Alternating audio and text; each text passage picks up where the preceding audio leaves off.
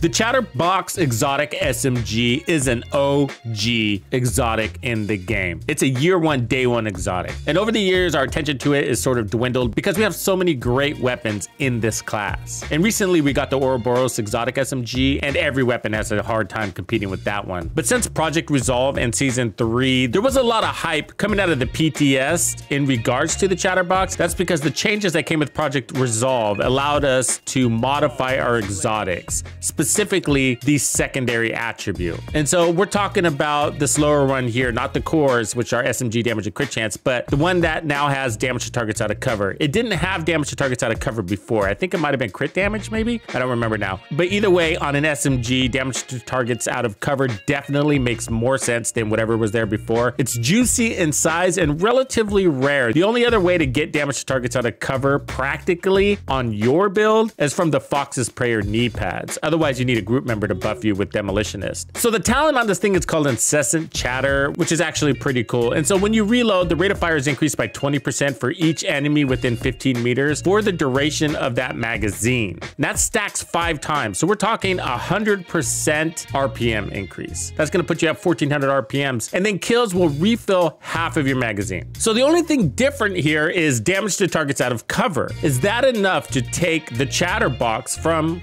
a mediocre SMG to S tier? Let's find out. And if you don't know, now you know. So a player might hype up the Chatterbox saying that it's a contender to the Ouroboros. So we ran this for a couple of hours in this live stream, and I'm gonna tell you in practical application, it's not. And if you run the Chatterbox on the same build you might run your Ouroboros on, you're probably gonna be disappointed. I was. In fact, using something like a Striker's build or a 4-piece Hunter's Fury, I was quite underwhelmed with the Chatterbox. And with that sentiment, I would probably not even recommend the Chatterbox to you. However, it's not all stormy clouds and rain. There's one build that absolutely makes the Chatterbox shine, and that's what we're gonna focus on today. Now, I'm not throwing shade at the Chatterbox. In fact, it's one of my original favorite weapons in the game. But a lot has changed, including the rebalancing of NPCs. You see, the Chatterbox was a formidable weapon back then, but since then, the devs have considerably rebalanced the game.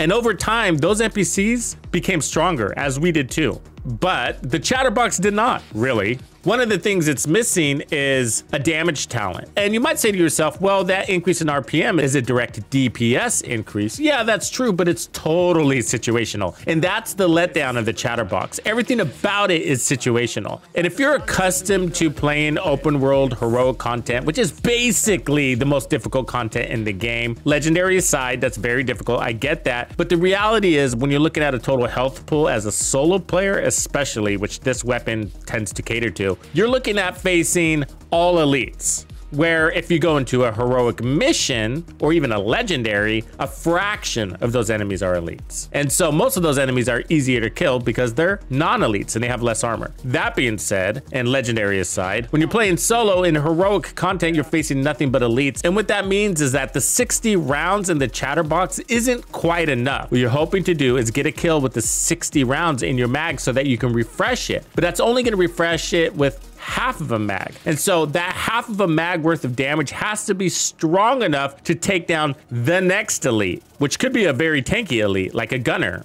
Or not, even if it's not, even if it's an average elite. The problem is you now have 30 shots, which sounds reasonable, and in some cases it is. The problem is that if you miss even a couple of bullets, then you're in a reload situation and likely losing that RPM buff. And you're back to this horrible 700 RPMs with no increase in DPS. And now you're gonna definitely need all 60 rounds, maybe plus some, in order to kill an elite in heroic content. And I'm talking with Hunter's Fury and Obliterate. So the reality is that it's the fluctuation, it's the inconsistency, and it's the content that's providing tanky enemies. It's that combination that's making the Chatterbox not really shine. So in heroic control points, half of the time what I'm finding is that I'm running around with 700 RPMs and no damage talent on the Chatterbox. So I took a standard 4-piece Hunter's Fury build. For a little bit, I had swapped to the Ouroboros just to get a side-by-side comparison on the feeling of the weapons, and it was an immediate upgrade. I mean, I was just cutting everybody down. You see, if you compare the Ouroboros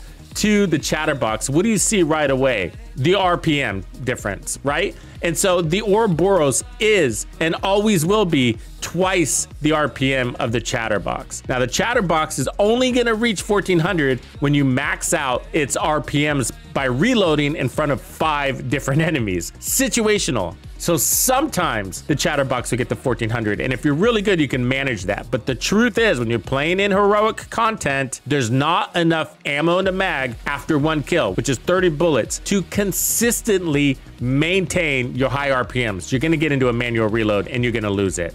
Great news for you. I got a fix. Let's check it out. Entering dog zone.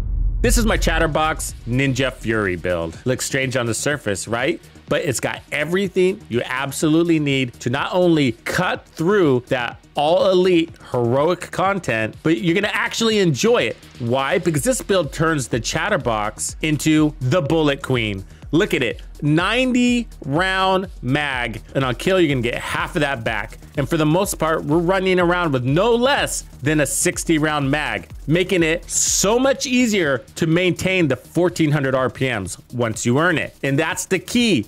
We rarely encounter a manual reload. We're much less likely to lose the DPS buff, which we absolutely need since we don't have an actual damage talent. Well, one that is full time. So let's look at the Ninja Bike backpack first. It's got the 3 cores. It got crit chance here, and resourceful is basically opening up an additional bonus slot from gear and brand sets. So we're running 4 pieces of Hunter's Fury. That's giving us SMG damage and that armor on kill, which we absolutely need. So there's 20% right there. And then Apex Predator, which we also absolutely need. That's 20% amp damage to enemies standing within 15 meters of us. When you kill that enemy, it's going to disorient anybody around them within 5 meters, which gives you time to reload if you need to, or just point your weapon at the next guy. Each kill is gonna stack an additional 5% amplified damage onto your build for 10 seconds, and that stacks 5 times. So this gets quite strong when you're chain killing. We got weapon damage and crits, and the gloves are the same thing here. And then the knee pads, more of the same. So here's where it gets fun. So we got the Picaro's holster. So we got armor, crit chance, and this gives us an extra red core. That makes this build feel like we're running around with 5 red cores. Because of the Ninja Bike backpack, we can get all 3 brand attributes by only running 2 pieces. So we're getting skill haste, a skill tier, which helps our shield, and our Banshee pulse, and 50% magazine size. And that's how we're getting the Chatterbox to 90 rounds. And then the chest piece is our second piece of Brazos with armor, crits, and then I chose to run Obliterate. For the specialization, I'm running Gunner. Really, it's for the Banshee Pulse and the armor on kill. Those are 2 really important things for the mechanics of this build. For one, you need the armor on kill because we don't have bonus armor, and bonus armor is extremely helpful on running gun SMG builds because you get shot in the back a lot. So that's giving us 10% armor on kill plus the 20%, so we're at total of 30% armor on kill. Now, if you look at her shield, it's pretty darn strong. That's a tier 5 shield. And again, because you're not running bonus armor, that'll be helpful. And we got the Banshee Pulse at a tier 2. And so basically what I'm doing is running up to the largest group of enemies that I can find, hitting them with the Banshee Pulse, reloading, killing all of them, and now we have our max RPM Chatterbox ready to slay content. So as far as stats go, I'm at max crit chance and 121% crit damage. This is a build that I actually enjoyed and I could run all day, and now I would say it's my go-to Chatterbox build. I don't think you can equip this weapon and honestly say to yourself that it's better than many of the other SMGs we have available. I think in order for this one to stand apart, you really have to put some brain muscle into your build and think outside the box. But if you have any other great ideas, maybe that I missed with the Chatterbox, please share below. I'd love to hear how you're running this weapon, and I'm sure the community would appreciate it too. I hope you really try this one. It's really easy to make. I mean, Hunter's Fury is probably something you already have. The Ninja Bike is something everybody seeks, and I'm sure you have a Picaro's holster, so all you're really looking for is that Brazos chest piece with Obliterate. Don't get stuck on the stats. Just slap something together, get out there, try it. If you love it, then farm for it. Well, that's a wrap on the Chatterbox. Thank you for hanging out with me today. My name is TuxedoBandido, and this was another episode of The Division 2. If you found this video helpful, subscribe, like, and turn on notifications to ensure you don't miss out on the fantastic experiences waiting for you in The Division 2. And if you like builds like this, check out the recommended build video I have here for you. If you have anything you want to see covered, be sure to let me know in the comments below. And thank you to all the channel members and donors who make everything possible. Tux Nation wouldn't be without you.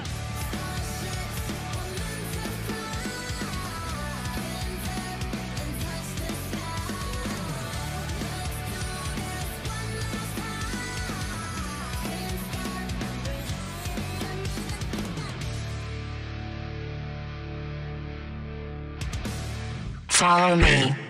I get it.